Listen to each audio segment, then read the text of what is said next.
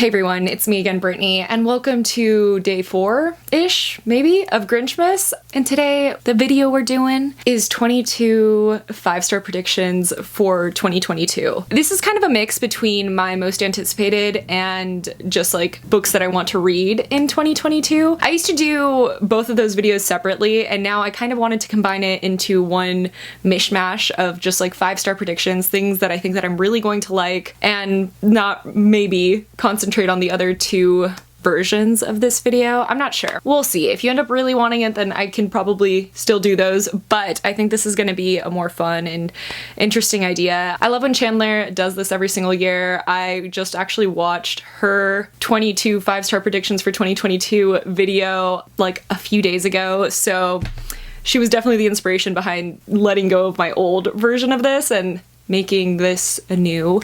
So yeah, I have 22 books here, some of which I own, some of which I don't, and we're just going to kind of like blow through them, and I'll link them down below because I know I'm not going to be giving good descriptions of these. They're books I haven't read yet, so therefore I do not know much about them. So if that bugs you, just know they're linked down below. If anything I say kind of intrigues you, it's linked down below.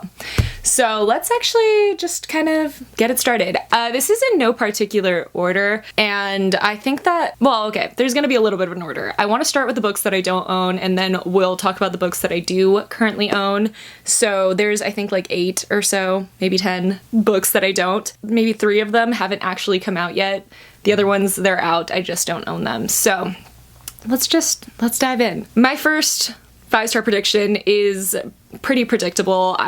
You guys know I am a very big Sarah J. Maas fan. I tend to love basically anything she puts out. So one of the things that I am almost sure I'll give 5 stars to this year is the second book in Crescent City, which is going to be coming out, and that is House of Sky and Breath. I'm very excited. If you've been watching my vlogs, you know I've been rereading Throne of Glass, and so I'm kind of like in the mood for some new Sarah J. Maas content, and this is exactly that. I'm excited to see where she goes from House of Earth and Blood because I felt like that one had so much packed into it. It felt like it could have stood alone, so I'm very interested to see what else she's going to be doing with this world and where it's going to be going from here, and I'm probably gonna love it, let's be honest. I think I'm biased. There, I said it. Number 2 is actually one that Mika from Mika August recommended to me and said that I absolutely have to read, that she thinks that I'm going to love it, and that is All Roads Lead Here, right?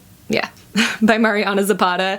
I had read a Mariana Zapata book and I adored it. I read From Lukov with Love last year, and it was the best slow burn romance that I have read in general, so I am very excited to try out more of her work. I still haven't read anything else by her, so Mika recommended this one to me. I actually do not know what it's about, but I'm pretty sure she said that the 2 main love interest people are like a grumpy sunshine situation, and I do really like grumpy sunshines. And not only because I am the grumpy in my grumpy sunshine pairing. 3 is Book of Night, I think, by Holly Black. I am so excited to see that she is releasing something new. I mean, the Cruel Prince trilogy was fantastic. It was phenomenal. Holly Black had been around for a while, but until Cruel Prince came around, I really hadn't been that interested in her work, and now I'm just really hyped to see what she does next. I don't even really know what this one's about yet. I just feel like I don't know what it's about yet. I'm not gonna lie to you. I saw it announced on Instagram, I saved it, and I haven't looked back, and I think I'm gonna give it 5 stars. Do I know what it's about? No. Am I jumping the gun? Potentially, but if I end up giving this 5 stars, then my subconscious just knew, you know? So these are awful, awful reasons. I'm not even sorry. This is, you understand me, and I know you understand me, so we're just gonna keep going. We're just gonna keep going with it. 4 is the, I believe, last book in the From Blood and Ash series by Jennifer L. Armentrout, and that is The War of Two Queens. The War of Two Queens. It's coming out in March, I believe, is what I found out, and I don't know, actually. I'm gonna be honest, this is kind of one of the ones that I'm like, I'm not really positive if I'm gonna give it 5 stars.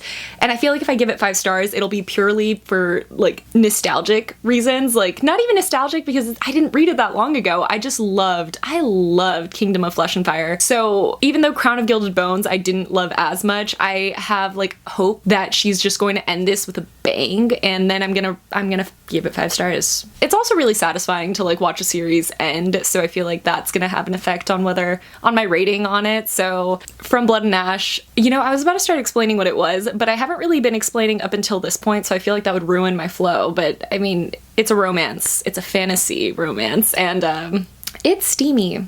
I'm holding out hope. There is one scene that has been hinted at since I feel like the first book, and if you've been reading these books, and I feel like you know what situation, what sexual encounter has been hinted at since the first book, that like, I don't know, I kind of want it. Like, you can't just keep hinting it and then just not do it, so I'm hoping.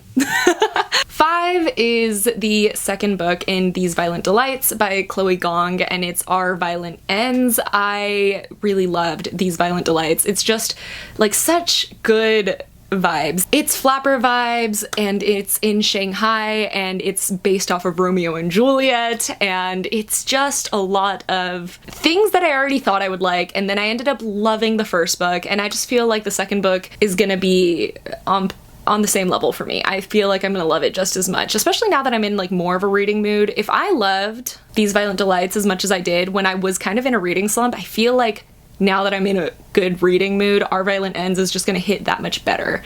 And this one is out, I just have not purchased it yet, unfortunately. 6 is a romance book, and this one, ever since I heard the premise of it, I've really been intrigued, and I feel like it's something that I'm going to love, and I've heard very good things about it, and it's The Bromance Book Club by Lyssa Kay Adams. It just sounds so cute. It's like husbands that make a book club to start reading romance together because they want to like know what their ladies have been reading about, and they want to like, they just take it upon themselves to be more like those men in romance novels that are written by a woman, because men in romance novels that are written by women are obviously what a woman would like. And they've realized this. They understood the assignment, and they made a book club, and they're like, we're gonna do this for our ladies. And I just think that's so cute. I just feel like it'll be fun. And I've heard that actually the steamy scenes in it are pretty good. So I'm excited. 7 is another one that has not come out yet. This one just got announced like 2 days ago, and it's Demon in the Woods, or Demon in the Wood.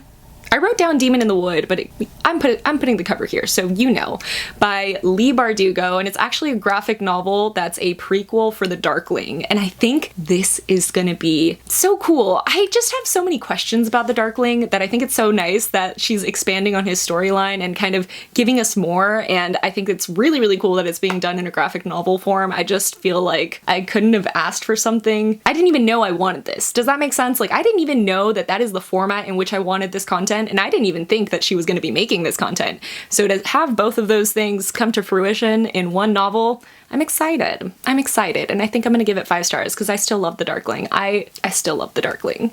I know he's a villain. Don't tell me that. I know. 8 is Along the Saltwise Sea by A. Deborah Baker, which is a pen name for Shauna Maguire, if you didn't know.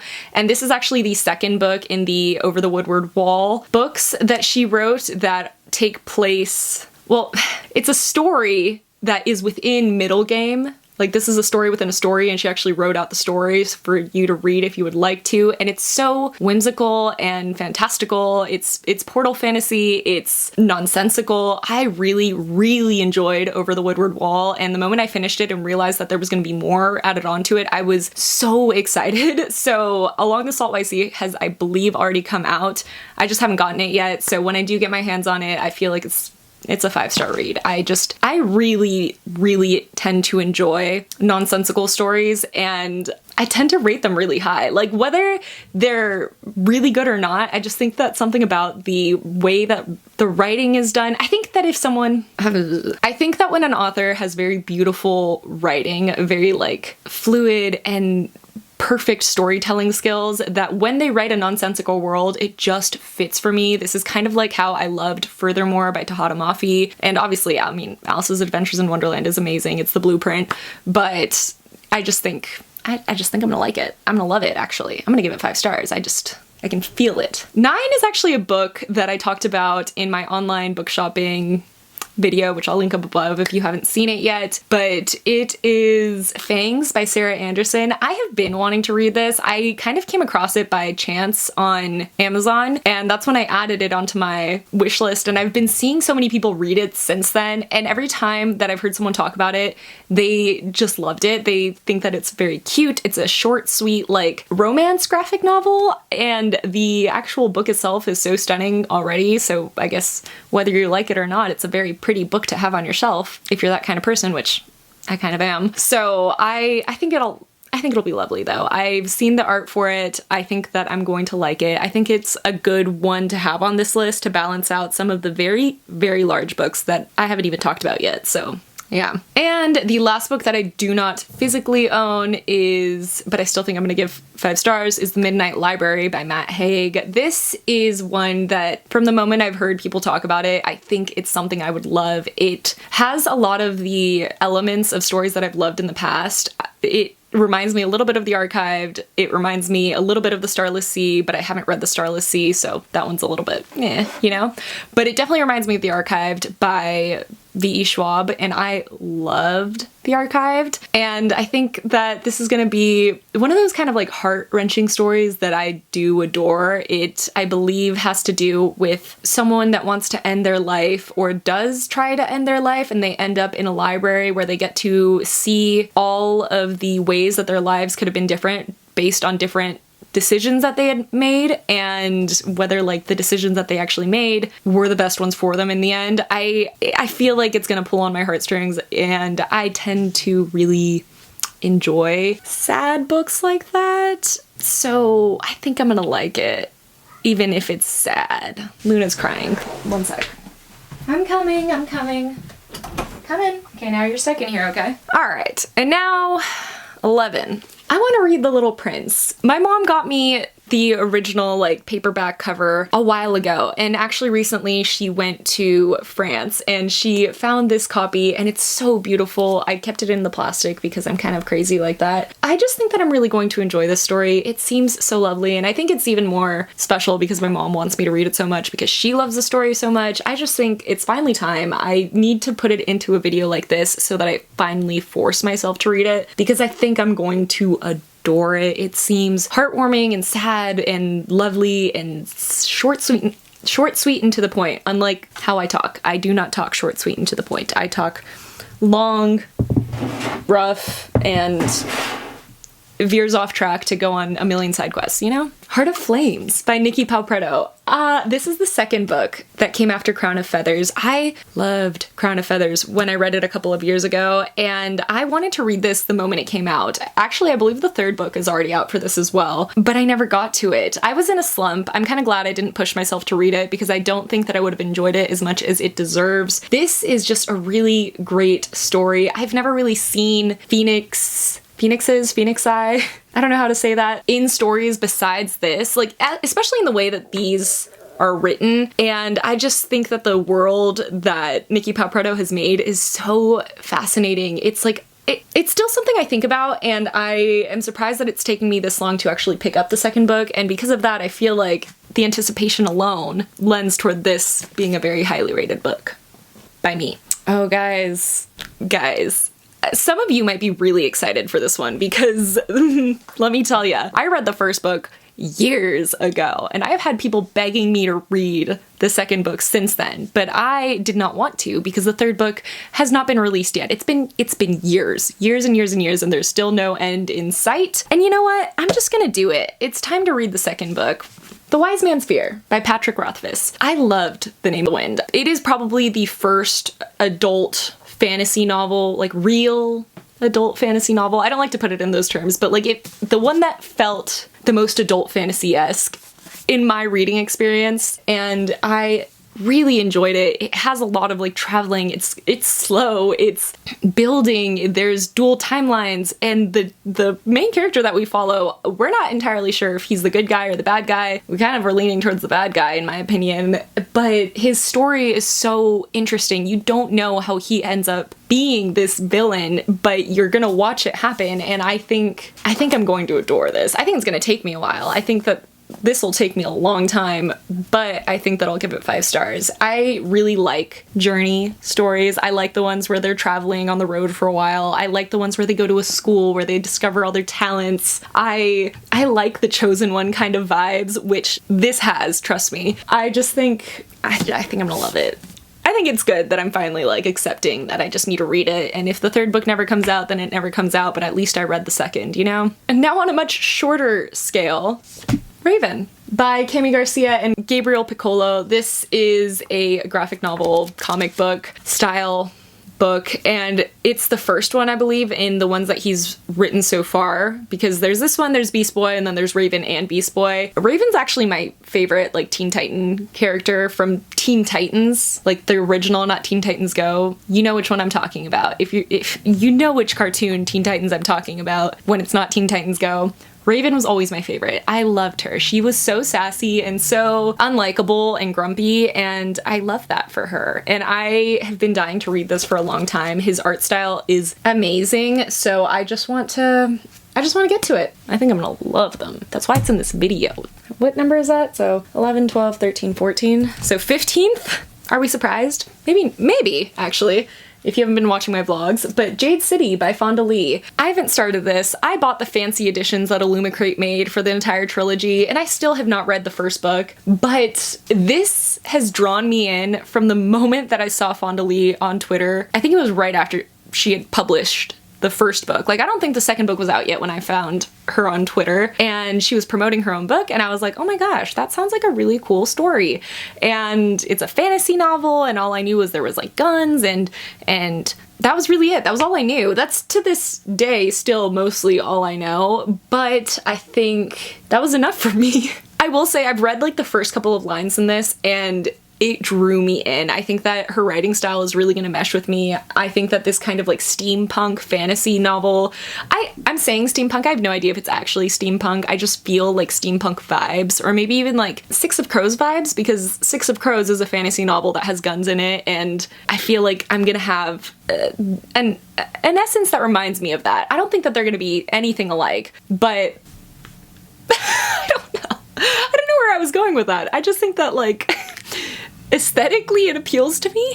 This is another one of those where I'm like, maybe I shouldn't have even included this in the list because I am making a fool of myself. But I think I'm gonna give it 5 stars. Duh. 16. Gyo by Junji Ito. I have read Tomi and I've read Uzumaki, and I have adored both of them. I think that Junji Ito has some very creepy and interesting ideas. Like, it's horror manga and it's grotesque in some ways, but it's just the ideas behind what makes it horrific aren't something that we tend to see, I think, in Western horror that often. And I think that because of that, I like it even more, just because it's a new version of horror that otherwise I wouldn't have been exposed to, but that I think is very psychological in nature and gross and still beautiful, because his drawings are beautiful when they're not being real gross. I think I'm gonna like it a lot. I gave Tomi and Uzumaki 5 stars. Leads me to believe that Gyo is also gonna be getting 5 stars. 17. I'm putting this on this list because I do, first of all, believe that this is going to be one of my favorites in the series, but also because I need something to hold me accountable to finally read it, because I've been trying to read this for ages and I just keep not doing it. And that's Come Tumbling Down by Shauna McGuire. This is, I believe, the 5th. This is the 5th installment in the Wayward Children series, and it's actually following Jack and Jill, who we not only see in the first book, but we also see in their prequel novel, which is Down Among the Sticks and Bones. And Jack and Jill are fascinating. They're just incredibly interesting as a pairing, and I'm very interesting. I'm very interested to finally see what happened, because this actually takes place right after book one, the events of book one. And I mean, we've had 4 books in the middle to kind of prepare us for what's gonna go down in this one, and it's taking place in a setting that I really enjoyed reading about, so I really believe that this is gonna be one of my favorites in the Wayward Children series so far. I just don't know why I haven't read it yet. This one, guys, I don't know. I'm not 100% sure on what makes me think I'm gonna give it 5 stars, but maybe it's just like the rave reviews. I have really enjoyed Jay Kristoff's books in the past. I mean, Nevernight. I was gonna put Dark Dawn on this list, but you know what? I'm gonna finish that without this push. I know I can. But Empire of the Vampire has gotten some really, really good reviews. I've actually seen I haven't seen any bad reviews yet, and maybe I just haven't been looking, but a lot of the reviews I've been seeing have been overwhelmingly amazing. And it's like a thick vampire book that has a lot to do with kind of like religion, but also not. I mean, let me read you the first line, and I think it'll give you a better idea as to what I mean. But it says, "Ask me not if God exists, but why he's such a prick." So it is religion, but it's in Jay Kristoff's style of writing, which is very flippant, very vulgar, and I appreciate that. I think that even though I'm not entirely certain what it's about, I think it has to do with a vampire hunter more than anything, but I'm not entirely sure. I just think that I've loved his work in the past, and everyone else is liking this book, which makes me believe that it's gonna be good. I could be wrong, but I could be right. One that it wasn't even hard to put it on this list, and I just need to read it. This is another one that I'm putting on this list because I want to read it this year. The Burning God by R.F. Kong. This is the 3rd and final book in the Poppy War trilogy. I loved the Poppy War. The Dragon Republic was really good. I didn't like it maybe as much as Poppy War, but I still really, really enjoyed it. And Burning God is what we've been obviously building up to this entire time, but the entire premise of Poppy War is that we know that Rin kind of turns into a villain, but we don't know how. We're just watching her story play out. Kind of like in Name of the Wind, you know? And I just am really excited to see that come to fruition, like to see Rin become the villain. So I just need to read it. This is the arc. I still haven't read it. This one I put on this list, even though I've read, I think like 30% of it. The cats are playing under the door. We're finishing this video, guys.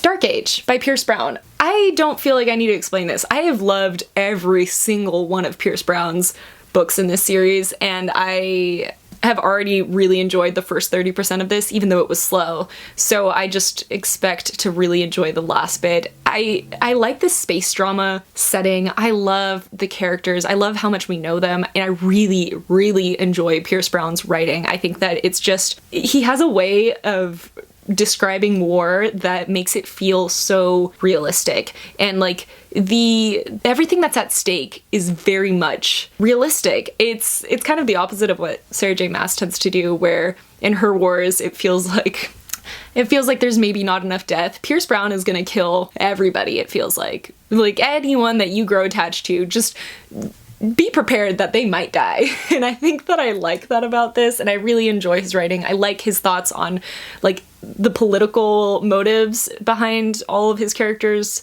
actions. I enjoy it. It's a different thing for me. Whew.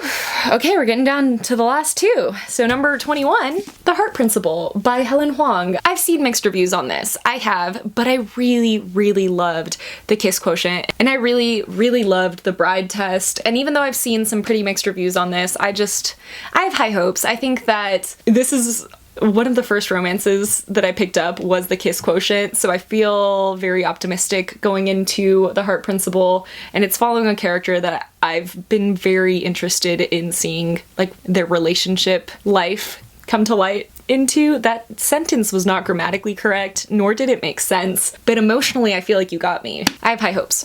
And 22 on this list is a bit random, but it's one that when I was scanning my shelves popped out to me because I know that this is a book that I will give 5 stars to. It just calls to me. And that is Foul is Fair by Hannah Capin. It's sort of a revenge story. I mean, from what I understand, it has to do with something happens to a girl or multiple girls at a party where they seem to have been taken advantage of, and it's their revenge story.